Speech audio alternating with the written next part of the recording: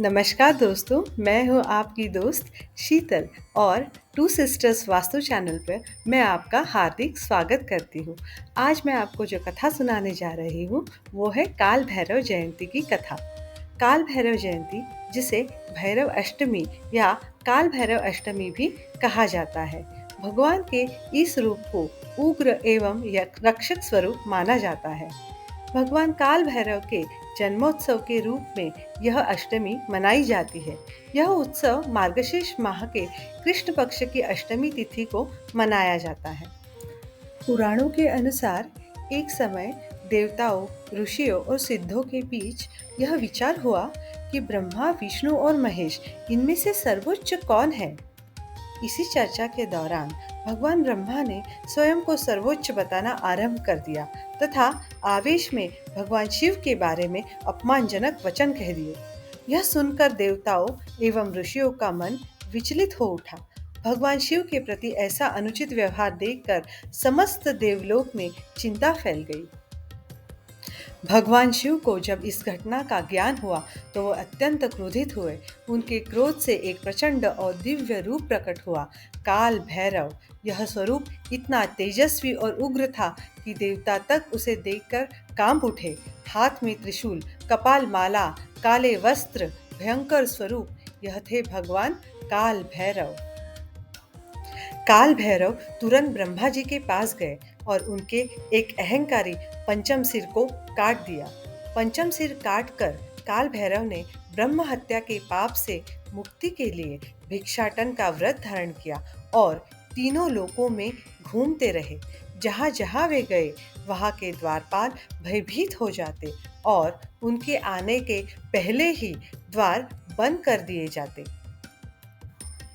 अंत में भगवान काल भैरव काशी यानी वाराणसी पहुंचे। जैसे ही वे काशी के क्षेत्र में प्रविष्ट हुए, ब्रह्म हत्या का पाप उनके पीछे से उसी क्षण गिर पड़ा और नष्ट हो गया। काशी में महाकाल के आदेश से काल भैरव को नगरी का कोतवाल और काशी रक्षा अधिपति घोषित किया गया। इस प्रकार भगवान काल भैरव को पाप नाशक, धर्म एवं न्याय के रक्षक, भय एवं नकारात्मक शक्तियों के संहारक माना जाने लगा। जो भी भक्त भक्ति, श्रद्धा एवं सत्य के साथ उनका स्मरण करता है, उसका भय, दुख, शत्रु बाधा और संकट दूर होता है तथा जीवन में साहस, न्याय और शांति की प्राप्ति होती है। इस पाठ का श्रवण करने के बाद बाबा काल भैरवनाथ से यह प्रार्थना करें कि हे भैरवनाथ, आपके स्मरण मात्र से ही मेरे भय, पाप और संकट मिट जाए। हम सब पर आप अपनी कृपा रखें। अन्याय और नकारात्मक शक्तियों से मेरी रक्षा करें। भक्ति, विवेक, बल और साहस मुझे प्रदान करें। ओम काल भैरवाय नमः।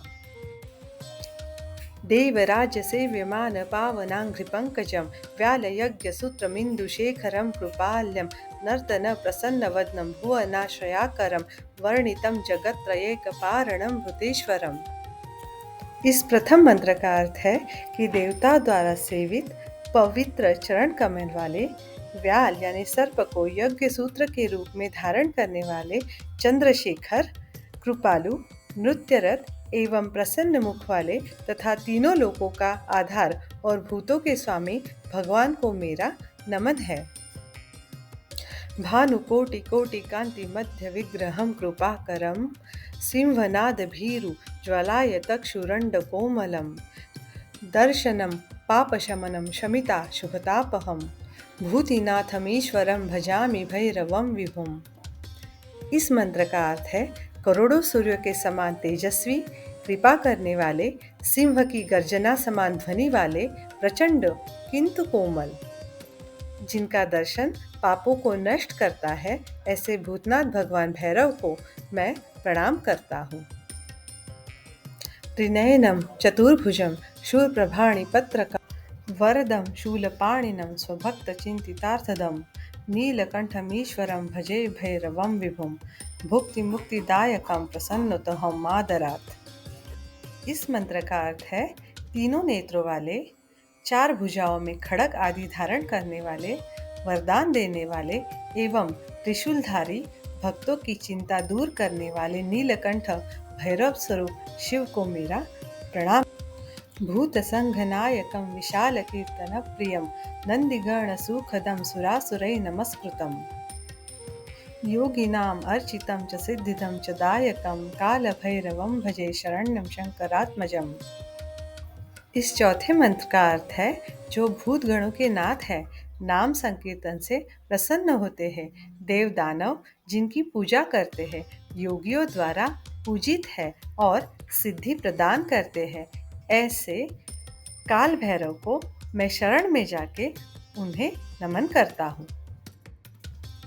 भानुमण्डलं स्पृशं महासुरप्रघातकं कायिकारि दुःखशमनं विभूषितं विभूतिभिः अक्षरं निरामयं भजे हरेश्वरं प्रभुं कालभैरवं भजे शरण्यं शंकरात्मजम्। इस 5वें मंत्र का यह अर्थ है, मैं उन भैरवनाथ की पूजा करता हूँ जिनका तेज सूर्यमंडल तक पहुँचता है, जो दुष्टों का संहार करते हैं, शरीर मन के दुख दूर करते हैं, भस्म से सुशोभित है, नित्य और निर्लिप्त है।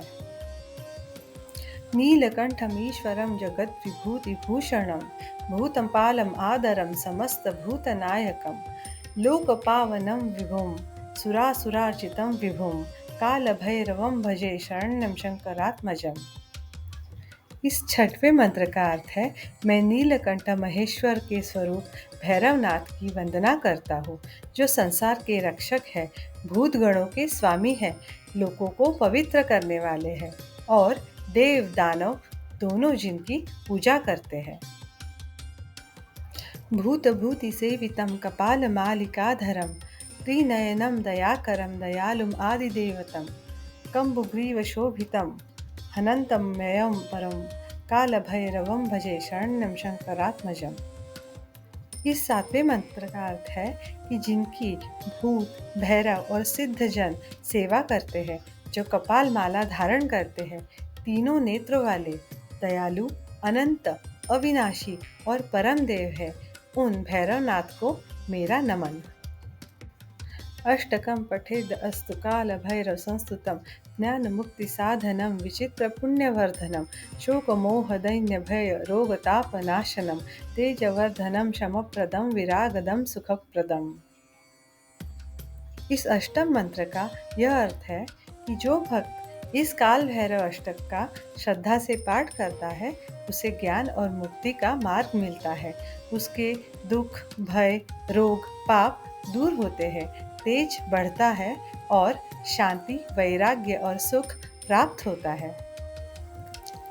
इस काल भैरव जयंती के पर्व पर मंदिर में या घर पर दीपक जलाकर भैरव जी को प्रणाम करें और मन ही मन यह संकल्प करें कि हे काल भैरव, मुझसे प्रसन्न होकर भय बाधा रोग और संकट दूर करे तथा साहस न्याय और शांति प्रदान करे। उन्हें जल अर्पण करे, फूल अर्पण करे, धूप और दीप दिखाए, आरती करें और ओम काल भैरवाय नमः यह मंत्र का 108 बार जप करें। यह जो काल भैरव अष्टक इस वीडियो में दिया है, उसका श्रवण करें और भगवान को कोई मीठा गुड़ या फल अर्पित करें। भगवान को जलेबी का नैवेद्य भी आप अर्पण कर सकते हो, क्योंकि वो उन्हें प्रिय है। काल भैरव का वाहन श्वान यानी कुत्ता है। इस वाहन का गहरा आध्यात्मिक संबंध है और यह भय से रक्षा और शत्रुओं पर विजय का प्रतीक माना जाता है। इसीलिए यह अत्यंत महत्वपूर्ण बात है कि काल भैरव जयंती के दिन कुत्तों को बड़े प्यार से भोजन खिलाइए। इस तरह से बड़े श्रद्धा के साथ अगर आप पूजा विधान करेंगे तो भगवान की कृपा आपको जरूर प्राप्त होगी। जय ओम श्री काल भैरवाय नमः।